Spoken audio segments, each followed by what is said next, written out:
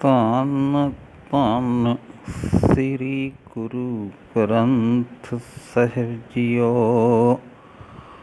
ਅੰਗ 55 ਸ੍ਰੀ ਰਾਗ ਮਹਿਲਾ ਪਹਿਲਾ। ਮਨ ਝੂਠੈ ਤਨ ਝੂਠ ਹੈ, ਜੀਵਾ ਝੂਠੀ ਹੋਏ। ਜੇ ਜੀਵ ਦਾ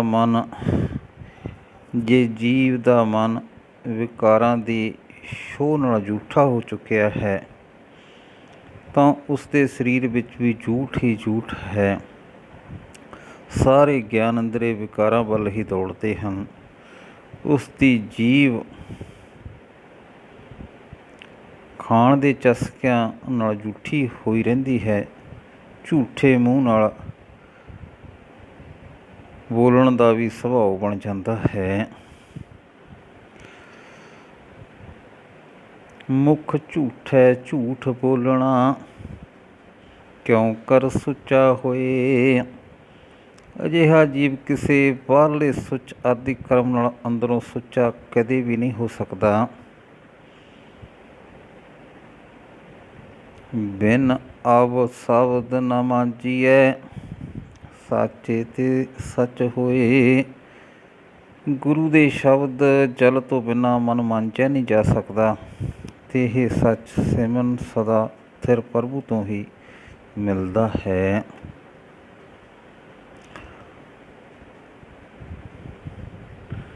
ਮੁੰਦੇ ਗੁਣਹੀਣੀ ਸੁਖ ਕਹੇ, ਹੇ ਭੋਲੀ ਜੀਵ ਇਸਤਰੀਏ, ਜੋ ਆਪਣੇ ਅੰਦਰ ਆਤਮਿਕ ਸੁੱਖ ਦੇਣ ਵਾਲੇ ਗੁਣਾਂ ਤੋਂ ਸੱਖਣੀ ਹੈ, ਉਸ ਨੂੰ ਬਾਹਰੋਂ ਕਿਸੇ ਹੋਰ ਤਰੀਕੇ ਨਾਲ ਆਤਮਿਕ ਸੁੱਖ ਨਹੀਂ ਮਿਲ ਸਕਦਾ।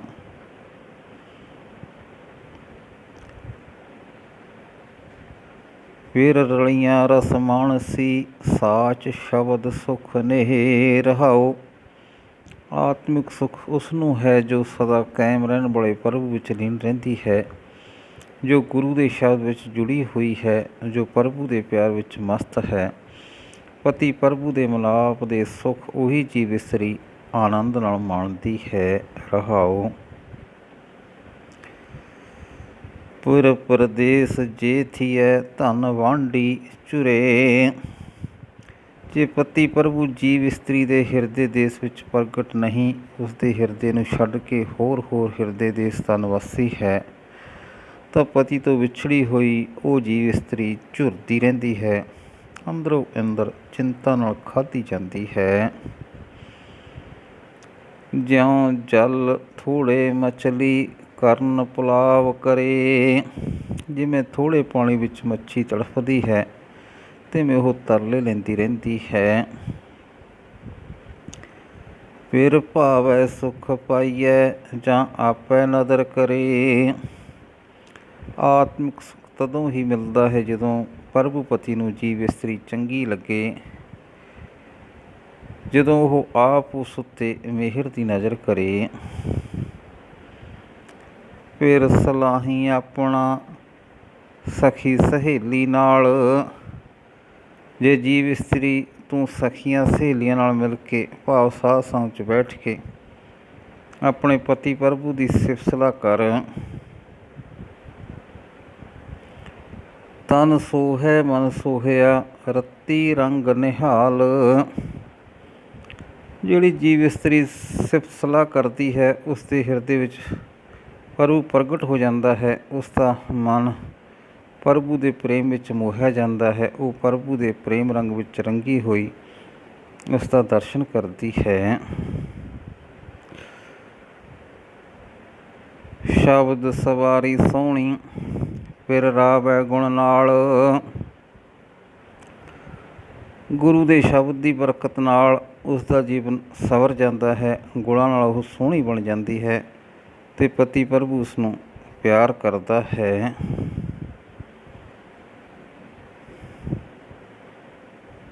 ਕਾਮਣ ਕਾਮ ਨ ਆਵੀ, ਖੋਟੀ ਅਵਗੁਣਿਆਰ। ਗੁਣਾਂ ਤੋਂ ਸੱਖਣੀ ਹੋਣ ਕਰਕੇ ਜਿਹੜੀ ਜੀਵ ਇਸਤਰੀ ਅੰਦਰੋਂ ਖੋਟੀ ਹੈ ਅਤੇ ਔਗੁਣ ਨਾਲ ਭਰੀ ਹੋਈ ਹੈ, ਉਸ ਦਾ ਜੀਵਨ ਵਿਅਰਥ ਚਲਾ ਜਾਂਦਾ ਹੈ। ਨਾ ਸੁਖ ਪੀੜੈ ਨਾ ਸੁਖ ਪਈਐ ਸਹੁਰੈ, ਝੂਠ ਜਲੀ ਬੇਕਾਰ। ਨਾ ਇਸ ਲੋਕ ਵਿੱਚ ਨਾ ਪਰਲੋਕ ਵਿੱਚ ਕਦੇ ਵੀ ਉਸਨੂੰ ਆਤਮਿਕ ਸੁੱਖ ਨਹੀਂ ਮਿਲਦਾ। ਝੂਠ ਵਿੱਚ ਵਿਕਾਰ ਵਿੱਚ ਉਹ ਸੜ ਜਾਂਦੀ ਹੈ, ਉਸ ਦਾ ਆਤਮਿਕ ਜੀਵਨ ਸੜ ਜਾਂਦਾ ਹੈ। ਆਵਣ ਵੰਜਣ ਡਾਖੜੋ ਛੋਡੀ ਕੰਤ ਵਿਸਾਰ,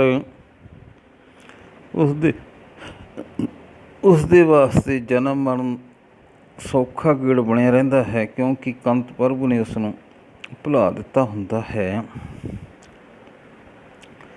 ਪਿਰਕੀ ਨਾਰ ਸੁਹਾਵਣੀ ਮੁੱਤੀ ਸੋ ਕਿਤ ਸਾਧ, ਪਰ ਉਹ ਪਤੀ ਪ੍ਰਭੂ ਦੀ ਸੋਹਣੀ ਨਾਰ ਸੀ, ਉਹ ਕਿਸ ਸਵਾਦ ਵਿੱਚ ਫਸਣ ਕਰਕੇ ਛੁੱਟੜ ਹੋ ਗਈ।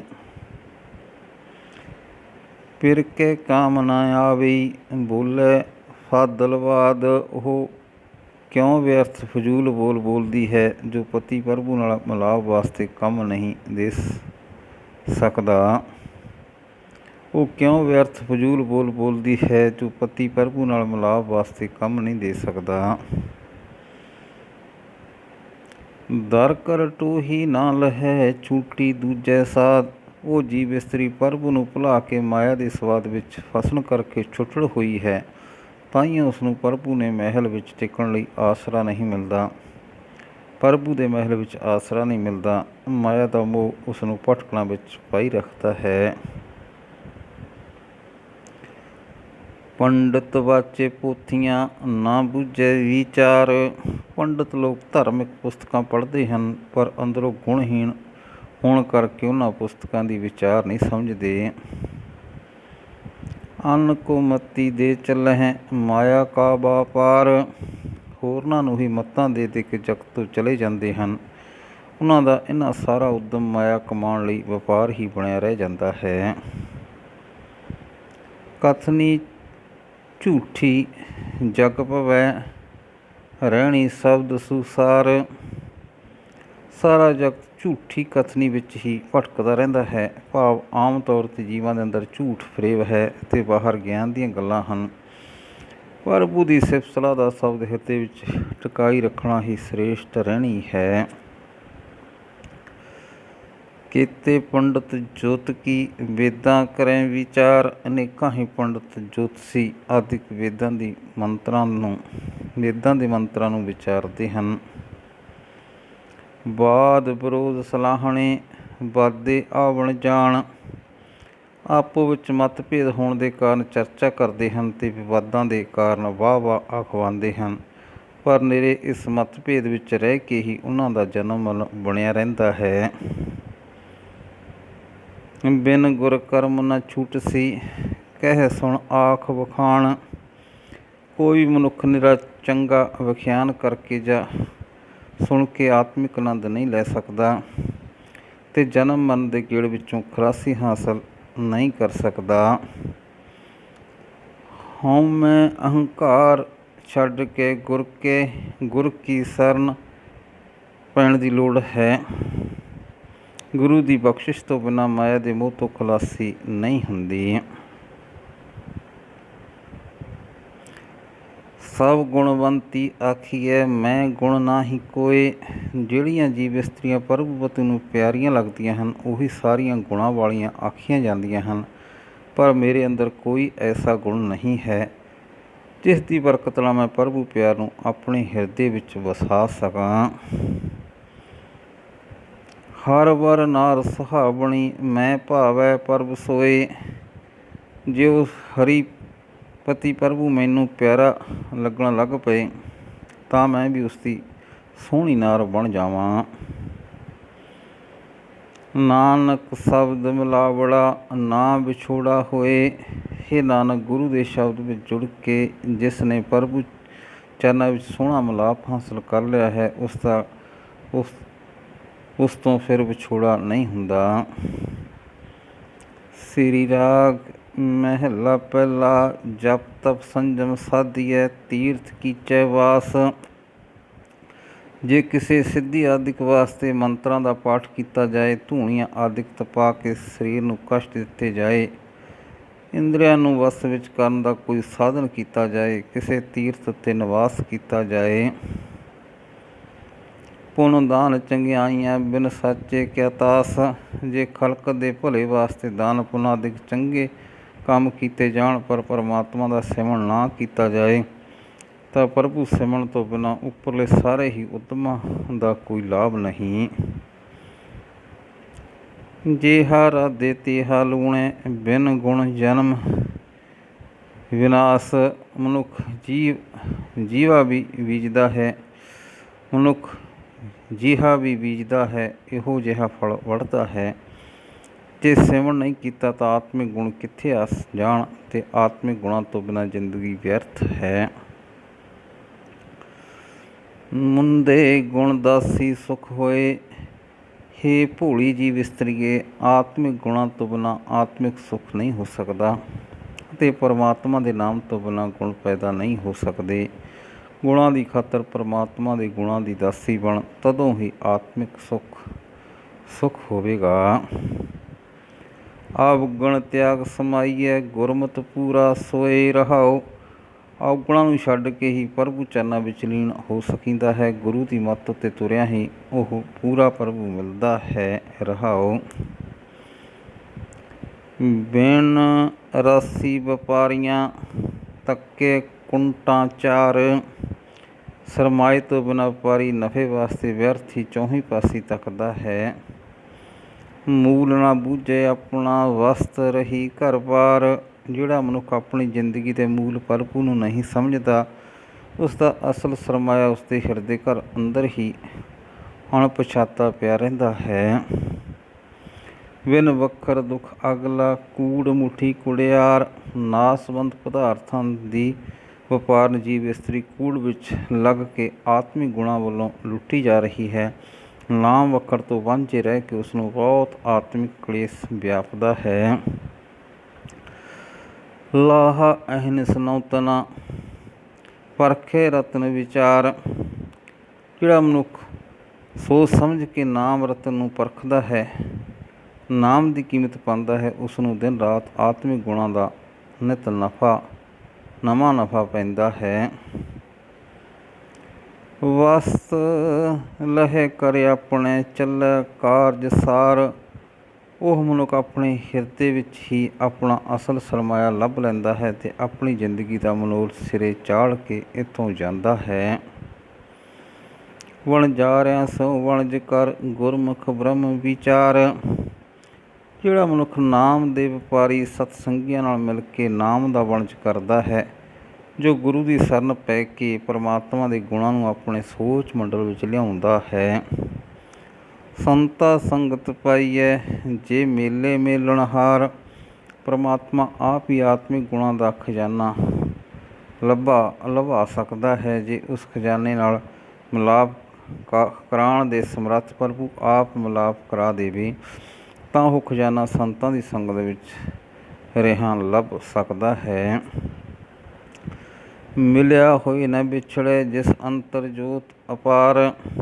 ਅਤੇ ਜਿਸ ਮਨੁੱਖ ਦੇ ਅੰਦਰ ਬੇਅੰਤ ਪ੍ਰਭੂ ਦੀ ਜੋਤ ਇੱਕ ਵਾਰੀ ਜਗ ਪਏ, ਉਹ ਪ੍ਰਭੂ ਚਰਨਾਂ ਵਿੱਚ ਮਿਲਿਆ ਹੋਇਆ ਮੁੜ ਵਿਛੜਦਾ ਨਹੀਂ।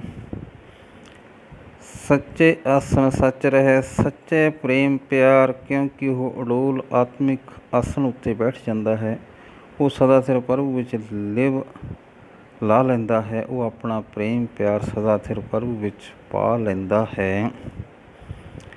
ਜਿਨੀ ਆਪ ਪਛਾਣਿਆ, ਘਰ ਮਹਿ ਮਹਿਲ ਸੁਥਾਏ। ਗੁਰੂ ਦੀ ਮੱਤ ਉੱਤੇ ਤੁਰ ਕੇ ਜਿਨ੍ਹਾਂ ਨੇ ਆਪਣੇ ਆਪ ਨੂੰ ਪਛਾਣ ਲਿਆ ਹੈ, ਉਹਨਾਂ ਨੂੰ ਆਪਣੇ ਹਿਰਦੇ ਰੂਪ ਸੋਹਣੇ ਥਾਂ ਵਿੱਚ ਹੀ ਪਰਮਾਤਮਾ ਦਾ ਨਿਵਾਸ ਥਾਂ ਲੱਭ ਪੈਂਦਾ ਹੈ। ਸੱਚੇ ਸੇਤੀ ਰਤਿਆਂ, ਸੱਚੋ ਪੱਲੇ ਪਾਏ। ਸਦਾ ਥਿਰ ਪ੍ਰਭੂ ਦੇ ਪਿਆਰ ਰੰਗ ਵਿੱਚ ਰੰਗੇ ਰਹਿਣ ਦੇ ਕਾਰਨ ਉਹਨਾਂ ਨੂੰ ਉਹ ਸਦਾ ਕਾਇਮ ਰਹਿਣ ਵਾਲਾ ਪ੍ਰਭੂ ਮਿਲ ਪੈਂਦਾ ਹੈ। ਤਿਰਭਵਨ ਸੋ ਪ੍ਰਭ ਜਾਣੀਐ, ਸਾਚੋ ਸਾਚੈ ਨਾਏ। ਹੇ ਭੋਲੀ ਜੀਵ ਇਸਤਰੀਏ, ਜੇ ਸੱਚੇ ਪ੍ਰਭੂ ਦੇ ਨਾਮ ਵਿੱਚ ਜੁੜੇ ਰਹੀਏ ਤਾਂ ਉਸ ਸਦਾ ਸਿਰ ਪ੍ਰਭੂ ਨੂੰ ਤਿੰਨਾਂ ਭਵਨਾਂ ਵਿੱਚ ਵਿਆਪਕ ਪਛਾਣ ਲੈਂਦਾ ਹੈ। ਸਾਤਨ ਖਰੀ ਸੁਹਾਵਣੀ, ਜਿਨ ਪਿਰ ਜਾਤਾ ਸੰਗ। ਗੁਰੂ ਦੀ ਸ਼ਰਨ ਪੈ ਕੇ ਜਿਸ ਜੀਵ ਇਸਤਰੀ ਨੇ ਪਤੀ ਪ੍ਰਭੂ ਨੂੰ ਆਪਣੇ ਅੰਗ ਸੰਗ ਸਮਝ ਲਿਆ ਹੈ, ਉਹ ਜੀਵ ਇਸਤਰੀ ਸੱਚਮੁੱਚ ਸੋਹਣੀ ਜੀਵਨ ਵਾਲੀ ਹੋ ਜਾਂਦੀ ਹੈ। ਮਹਿਲੀ ਮਹਿਲ ਬੁਲਾਈਐ ਸੋ ਪੁਰ ਰਾਵੈ ਰੰਗ। ਉਹ ਜੀਵ ਇਸਤਰੀ ਪ੍ਰਭੂ ਦੇ ਮਹਿਲ ਵਿੱਚ ਸੱਦੀ ਜਾਂਦੀ ਹੈ। ਉਹ ਪ੍ਰਭੂ ਪਤੀ ਪ੍ਰੇਮ ਰੰਗ ਵਿੱਚ ਆ ਕੇ ਉਸ ਨੂੰ ਪਿਆਰ ਕਰਦਾ ਹੈ। ਸੱਚ ਸੁਹਾਗਣ ਸਾ ਭਲੀ ਪਿਰ ਮੋਹੀ ਗੁਣ ਸੰਗ। ਪਤੀ ਪ੍ਰਭੂ ਨੇ ਆਤਮਿਕ ਗੁਣਾਂ ਨਾਲ ਉਸ ਨੂੰ ਅਜਿਹਾ ਮੋਹ ਲਿਆ ਹੁੰਦਾ ਹੈ ਕਿ ਉਹ ਸਦਾ ਸਿਰ ਪ੍ਰਭੂ ਵਿੱਚ ਲੀਨ ਹੋ ਕੇ ਸੁਹਾਗ ਭਾਗ ਵਾਲੀ ਨੇਕ ਬਣ ਜਾਂਦੀ ਹੈ। ਭੂਲੀ ਭੂਲੀ ਥਲ ਚੜ ਡੂਗਰ ਜਾਊਂ। ਆਤਮਿਕ ਗੁਣਾਂ ਦੇ ਵਣਜ ਤੋਂ ਖੁੰਝ ਕੇ ਜੀਵਨ ਦੇ ਸਹੀ ਰਸਤੇ ਤੋਂ ਭੁੱਲ ਕੇ ਜੇ ਮੈਂ ਦੁਨੀਆ ਛੱਡ ਕੇ ਵੀ ਸਾਰੀ ਧਰਤੀ ਉੱਤੇ ਫਿਰਦੀ ਰਹਾਂ, ਧਰਤੀ ਉੱਤੇ ਭਰਮਣ ਕਰਕੇ ਫਿਰ ਜੇ ਮੈਂ ਪਹਾੜ ਉੱਤੇ ਵੀ ਜਾ ਚੜ੍ਹਾਂ, ਜੇ ਮੈਂ ਕਿਸੇ ਪਹਾੜ ਦੀ ਗੁਫਾ ਵਿੱਚ ਵੀ ਜਾ ਟਿਕਾਂ, ਬਣ ਮੈਂ ਭੂਲੀ ਜੇ ਫਿਰਾਂ ਬਿਨ ਗੁਰ ਬੂਝ ਨਾ ਪਾਊਂ। ਸਹੀ ਰਸਤੇ ਤੋਂ ਖੁੰਝ ਕੇ ਜੇ ਮੈਂ ਜੰਗਲ ਵਿੱਚ ਭਟਕਦੀ ਫਿਰਾਂ ਤਾਂ ਵੀ ਮੈਨੂੰ ਆਤਮਿਕ ਰਸਤੇ ਦੀ ਸਹੀ ਸਮਝ ਨਹੀਂ ਪੈ ਸਕਦੀ, ਕਿਉਂਕਿ ਗੁਰੂ ਤੋਂ ਬਿਨਾਂ ਇਸ ਰਸਤੇ ਦੀ ਸੂਝ ਨਹੀਂ ਪੈਂਦੀ। ਨਾਮ ਉਹ ਭੁੱਲੀ ਜੇ ਫਿਰਾਂ ਫਿਰ ਆਬੂ ਜਾਊਂ। ਜੇ ਮੈਂ ਪਰਮਾਤਮਾ ਦੇ ਨਾਮ ਤੋਂ ਖੁੰਝੀ ਹੋਈ ਜੰਗਲਾਂ ਪਹਾੜਾਂ ਵਿੱਚ ਫਿਰਦੀ ਰਹਾਂ ਤਾਂ ਮੈਂ ਮੁੜ ਜਨਮ ਮਰਨ ਦਾ ਗੇੜ ਸਹੇੜ ਲਵਾਂਗੀ। ਪੁੱਛੋ ਜਾਏ ਫਾਂਦੂਆਂ ਚੱਲੇ ਚਾਕਰ ਹੋਏ। ਹੇ ਭੋਲੀ ਜੀਵ ਇਸਤਰੀਏ, ਜੇ ਜੀਵਨ ਦਾ ਸਹੀ ਰਸਤਾ ਲੱਭਣਾ ਹੈ ਤਾਂ ਜਾ ਕੇ ਉਹਨਾਂ ਆਤਮਿਕ ਰਾਹੀਆਂ ਨੂੰ ਪੁੱਛੋ ਜਿਹੜੇ ਪ੍ਰਭੂ ਦਰ 'ਤੇ ਸੇਵਕ ਬਣ ਕੇ ਜੀਵਨ ਰਸਤੇ ਉੱਤੇ ਤੁਰ ਰਹੇ ਹਨ।